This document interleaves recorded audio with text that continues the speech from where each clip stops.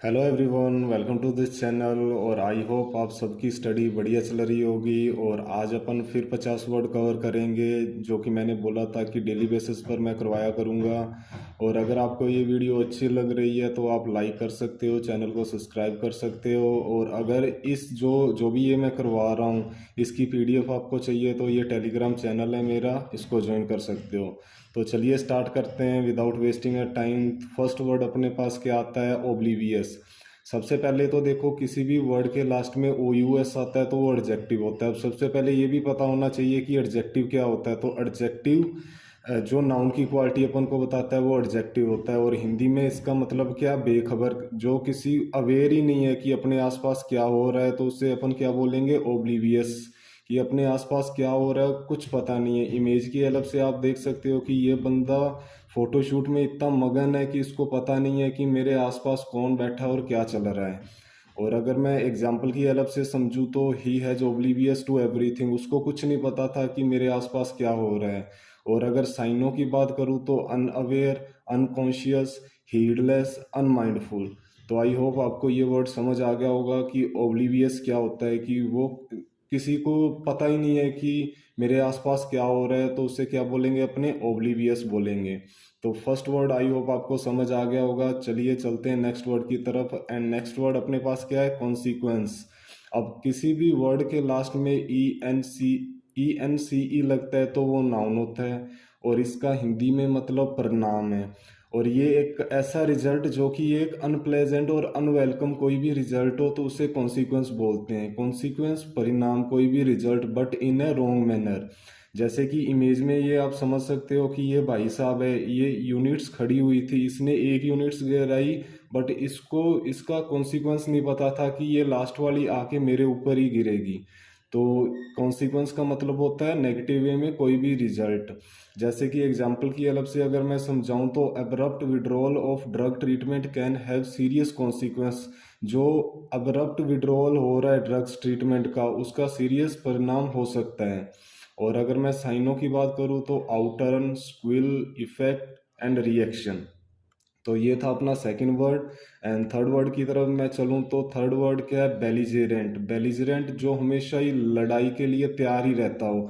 Hostile and aggressive. जैसे कि आप फोटो में देख सकते हो, एक मोटू है और एक पतलू है। पतलू तो बेचारा लड़ाई नहीं करता, बट जो ये मोटू है ना, ये हमेशा बेलिजेरेंट रहता है। हमेशा यही सोचता है कि मैं इससे लड़ाई कर लूँ, उससे लड़ाई कर लूँ। तो इसे अपन क्या बोलते हैं? बेलिजेरेंट बोलते हैं। और ये एक एडजेक्टिव है। और अगर मैं एग्जाम्पल की हेल्प से समझाऊं तो the mood at the meeting was belligerent. जो मीटिंग में सबका मूड कैसा था? बस सब लड़ाई वाले थे। और अगर मैं साइनों की बात करूं तो हॉस्टाइल, अग्रेसिव, थ्रेटनिंग, एंटागोनिस्टिक। तो ये थे इसके साइनों। आई होप आपको समझ आ रहा है। एंड चलिए नेक्स्ट वर्ड पर अपने चलते हैं। जियोपर्डाइज जो एक वर्ब है जिसका मतलब होता है कि खतरे में डालना। जैसे कि आप इमेज में देख सकते हो कि ये अपनी जान खतरे में डाल रहा है, और किस भी देखो किसको कर रहा है। तो इसे क्या बोलेंगे? जियोपर्डाइज। या put someone or something into a situation in which there is a danger of loss. ठीक है, जान का खतरा हो।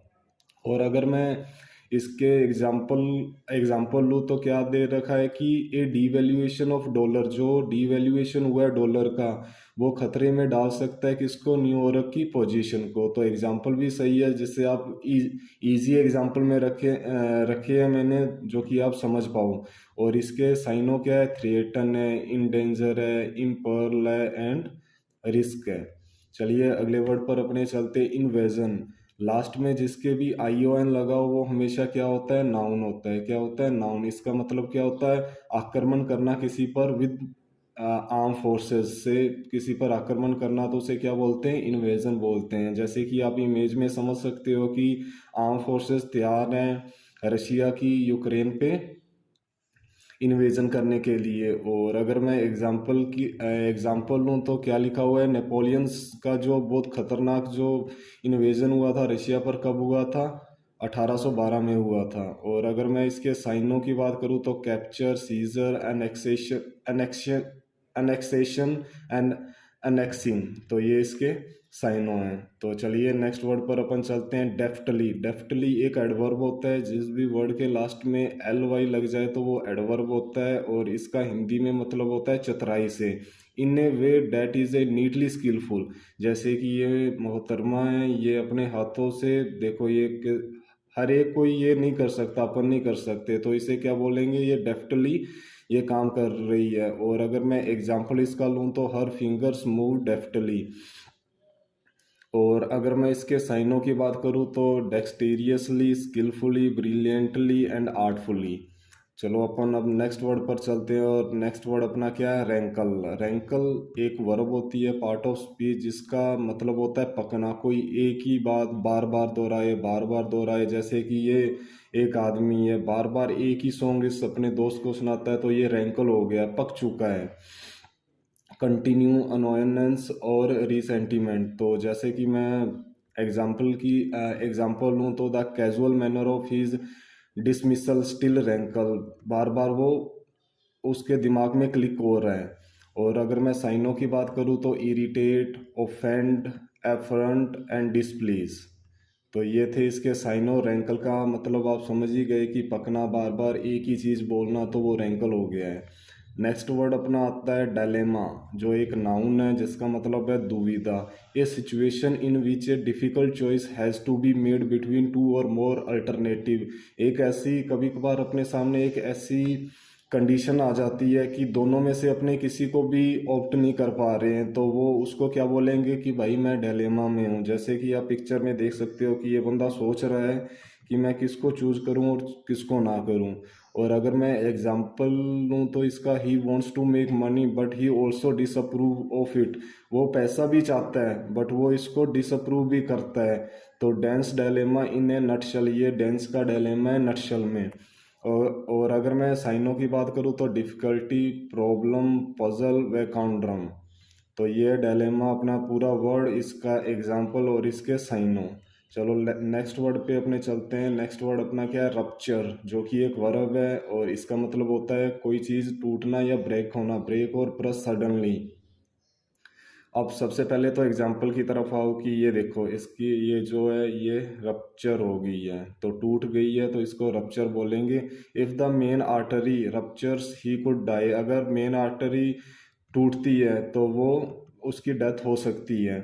और अगर मैं साइनों की बात करूँ तो साइनों है break, fracture, crack and burst. तो ये रप्चर का मतलब है क्या है, टूटना।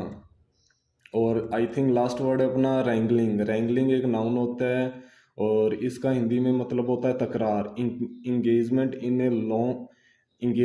ए लॉन्ग कॉम्प्लिकेटेड डिस्प्यूट और आर्ग्यूमेंट। देखो अब ये इमेज देखो, ये इनके बीच क्या हो गया, रैंगलिंग हो गई है, काफ़ी लंबे टाइम से ये रैंगलिंग इनकी चल रही है। और अगर मैं एग्जांपल से, वो लिखा भी हुआ है मंथ्स ऑफ रैंगलिंग, काफ़ी महीने हो गए हैं इनके बीच, दोनों मियाँ बीवी के बीच तकरार चल रहा है। और अगर मैं एग्जांपल की हेल्प से समझूँ तो वीक्स ऑफ पॉलिटिकल रैंगलिंग्स, और sorry weeks of political wrangling. और अगर साइनों की बात करूँ तो आर्ग्यू, क्वेरल, रो, हैवे, रो। तो ये इसके साइनों हैं। तो ये था सेशन, एक बार अपने रिवीजन कर लेते हैं फटाफट जो आपके दिमाग में रहे। तो फर्स्ट वर्ड अपना क्या था, ओब्लीवियस। ओब्लीवियस, आप इमेज से ज़्यादा कनेक्ट किया करो चीज़ों को, क्योंकि जब मैं भी पढ़ता था तो मैं भी इमेज से करता था कि ये भाई अब ओब्लीवियस है कि इसके आसपास क्या हो रहा है तो इसको पता नहीं है, तो ये बेखबर है। सेकंड वर्ड आ रहा है, ये देखो इमेज देखो, इमेज में इसने ये एक यूनिट गिराई है, सब ऊपर से होके ये इसके ऊपर यूनिट गिरेगी, तो इसका कॉन्सिक्वेंस इसको खुद को नहीं पता था। तो कॉन्सिक्वेंस का मतलब परिणाम। बेलिजरेंट, वो बहुत ही बेलिजरेंट नेचर का पर्सन है, तो बेलिजरेंट हमेशा ही जो लड़ाइयाँ करता हो तो उसे क्या बोलेंगे अपने, बेलिजरेंट। या जैसे मोटू हमेशा ही बेलिजरेंट रहता है सबके प्रति।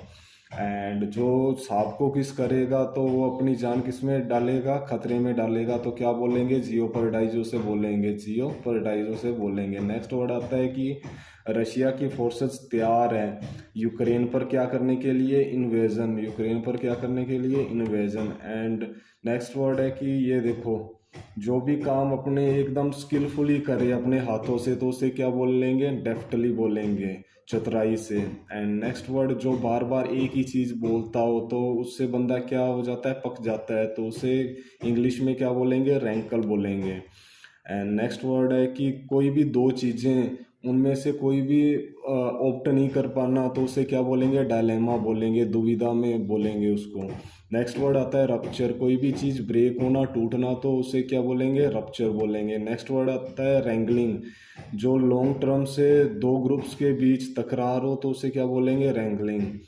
तो ये था गाइस सेशन अपना। अगर आपको अच्छी लगी हो वीडियो तो डू लाइक, डू सब्सक्राइब, और मैं यही बोलूँगा कि आप 4 से 5 दिन मुझे फॉलो कीजिए, आपको अच्छे रिजल्ट कल और आज में अपने 100 वर्ड कर लिए हैं। और संडे को मैं इसका रिवीजन करवाऊँगा, अराउंड 15 मिनट की क्लास होगी। पूरे जितने भी मैंने कल से स्टार्ट किया है तो पूरा प्रत्येक वर्ड का मैं रिवीजन दोबारा से करवाऊँगा। सो चलो मिलते हैं कल गाइस, थैंक यू एंड जय हिंद, बाय बाय।